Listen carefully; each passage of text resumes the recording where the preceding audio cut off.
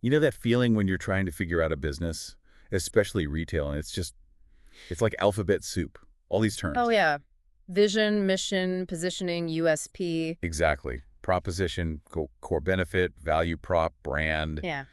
It all just kind of swirls together. You end up more confused, honestly. hmm And what's really interesting, I think, is that behind all that confusion, there's often a really basic question that hasn't been clearly answered. For the business itself, you mean? Yeah, exactly. Not just for us looking in, it's about what they are, Yeah. fundamentally. Right. And the research we looked at, it really hones in on this idea of the retail proposition. That's the essence, the core. So this deep dive is kind of like a backstage pass to understanding that. That's the idea. We want to cut through the noise. hmm This isn't about, dry academic theory. It's about getting practical clarity you can actually use for any business, really. And it all seems to boil down to one, maybe seemingly simple question. Which is, What business are you really in?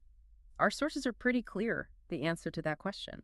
That is your retail proposition. I like that framing. It's the foundational what.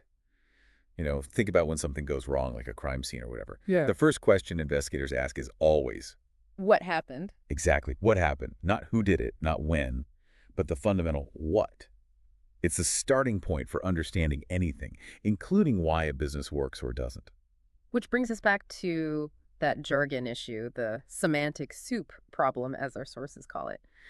Why are there so many similar terms floating around? It just muddies the waters. That's a good question. I mean, maybe it's just marketing evolving, Hmm. different gurus wanting their own spin. It feels like slightly different dialects of the same language sometimes. Could be. And in that kind of environment, it's really easy to lose sight of what's actually essential. Which is why we're focusing on proposition Right. as the key what. Exactly. That's the main ingredient we need to unpack. And to really get why this what is so important, we got to look at it from the customer's angle. The sources bring up Professor Ted Levitt's classic example, the railroads. Ah, right. They thought they were in the railroad business. Yeah, but they're customers. They just wanted transportation. Yeah. They missed the bigger picture, the actual benefit people were buying. It's such a powerful reminder of how defining yourself too narrowly can, blind you to disruption. Cars, planes, they weren't seen as competition initially. Exactly. Or the drill example. People don't buy a quarter-inch drill because they love drills. They want a quarter-inch hole. Right. It's the outcome. And that's so true for retail. A shop isn't just a shoe business or a food business. No, it's in the business of delivering specific outcomes, specific benefits to a specific group of people. But, okay, caution here. Yeah. The sources also warn against going too broad. Yeah, that's important too. Like saying a video store, Disneyland, and a bowling alley are all just entertainment. I mean, technically true. Sure, but strategically, it's useless. What kind of entertainment? For who? It doesn't help you make any real decisions. Okay, so what is crucial? Specific, but not too narrow. Got it. So how do we actually, get our arms around this retail proposition thing? How do we define it? Well, the sources give us a way to deconstruct it, break it down into core components. It makes it much more manageable. Like taking apart an engine. Kind of, yeah. It starts with the obvious, the product. That's the tangible thing, the service, like, say, a loaf of bread. Simple enough. Then you have the core benefit. What fundamental problem does that bread solve? Hunger. Sustenance. Exactly, the basic need it fills.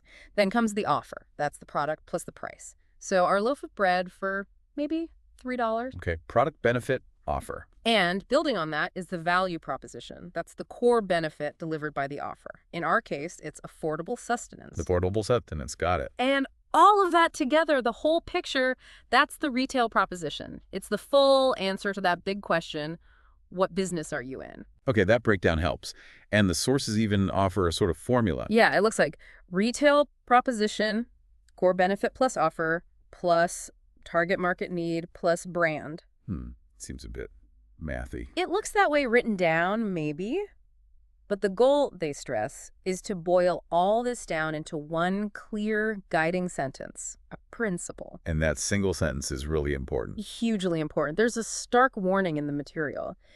If you can't describe your core proposition in one simple sentence, Then what? then every decision you make, hiring, marketing, buying stock risks, being a disconnected gamble. You're flying blind, basically. Okay, pressure's on then. So how do we get to that magic sentence? The sources introduce a framework, the 4 key elements framework. Think of it as 4 connected questions you need to answer. And the answers combine to form the proposition. Exactly. The sum of the answers is the retail proposition. All right, let's break down these 4 elements. What's the first one? First up is A, brand. Your identity and promise. This is about how you engage. Yeah, like if your business was a person, what's its personality? What are your core values? What's the one enduring value you want to own? And critically, how do customers feel when they interact with you? What do they expect? So this goes way beyond just the logo or the store colors, doesn't it? Oh, absolutely. It's the emotional connection, the promise you make. It's the style, the service, the whole experience, the how of delivery. It's often what makes you different when products are similar. Makes sense. Okay, element 2. That's B, product benefit, what you deliver. This focuses squarely on the what. The core offering. Right. If you had to pick just one core product or service, what is it? And crucially, what's the core problem it solves? Remember the drill and the whole. Focus on the whole, the outcome. Exactly. And what's the common thread?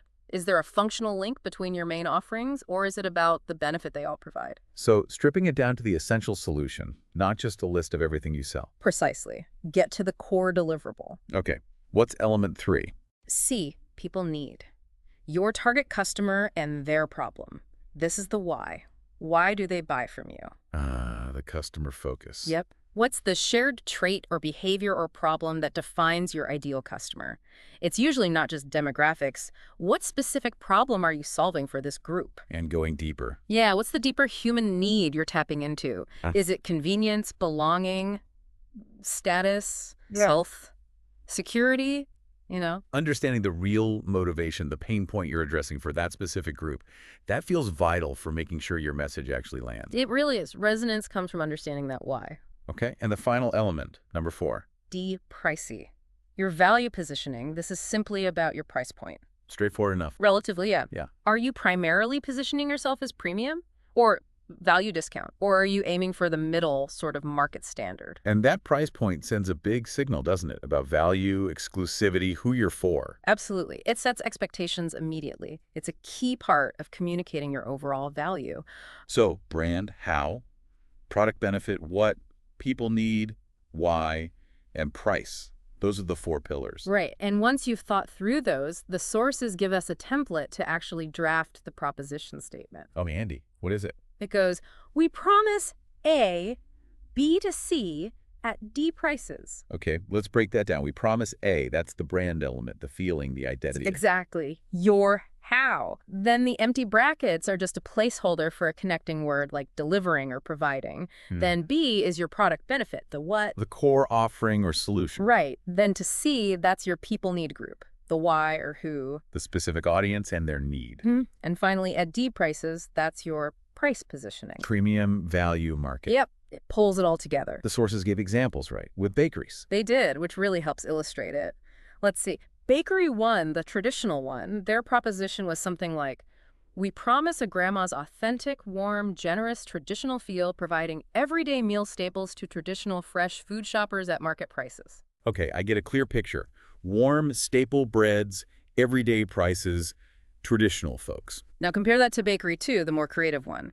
We promise a creative, exciting, different, authentic, traditional feel, delivering specialty breads and traditional meal complements to status-driven, unique, sensual shoppers at premium prices. Wow, totally different vibe. Same core business bakery, but aiming for a completely different experience, customer, and price point. You see immediately how that shapes everything they do. Exactly. The framework forces that clarity, and they highlight that brand essence piece, element A, as the real heart of it, that emotional core. The essential difference. Right. And they suggest that anthropomorphization idea, thinking of your brand as a person, what are its traits? Is it witty, serious, nurturing? It helps pin down that identity. I like that. And for element B, the product benefit, the key is resisting the urge to just list items. Yeah, don't just say, we sell bread, cakes, and pastries. Think bigger. What's the category of benefit? Is it everyday sustenance? Indulgent treats? Artisan creations? You need that creative spark to find the description that connects to the need. The metaphysical description, as they put it. And for element C, people need, again, push past just women aged 25-40, what unites them, a behavior, an attitude, a shared problem or pain point. Looking for that deeper human need again. convenience, status, belonging. Exactly. Connect to that. And for price, element D, just keep it simple. Premium, market, value. It signals so much. Okay. Any general tips for writing the actual statement? Yeah, a few good ones. Okay. Avoid generic fluff, like just saying quality or service without explaining what that means for you. Ditch the jargon. Be specific enough that it defines what you are, but also what you're not. Right, so it provides focus. Exactly. And don't sweat the exact order of A, B, C, D in the final sentence too much. Clarity is the goal, not rigid structure. Got it. Then there's this sensibility test. Tell me about that. This is crucial, I think. Once you have your drafted sentence, imagine someone asks, "So, what kind of business do you run?" Okay. And you answer with your proposition statement. If they give you a blank stare or look confused or ask, what does that mean? It's not clear enough. Back to the drawing board. Precisely. You need to refine it until it passes that basic comprehension test, until someone gets it right away. That makes perfect sense. It forces you to be clear and relatable. And it ties into finding that sweet spot they talk about. You don't want to be too vague nor too specific. Right, fashion business is too vague. No direction. Exactly. But saying you're a corner clothing shop selling blue dresses for women aged exactly 28 who live on Elm Street. Way too specific. You've limited yourself completely. Right. You need that middle ground, something like contemporary female apparel. It gives you focus who you are, who your competitors are, what trends matter.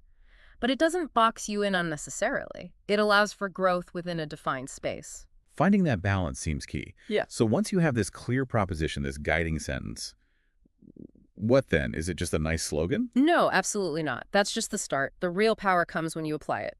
Operationally, day-to-day, strategically. How so? It becomes the filter for basically all your decisions. Think back to those two bakeries. Bakery 1, Grandma's Feel Staples, market price, and Bakery 2, creative, specialty, premium, price. Yeah. Their propositions dictate totally different choices. What kind of bread do they stock? Bakery 1 focuses on reliable basics.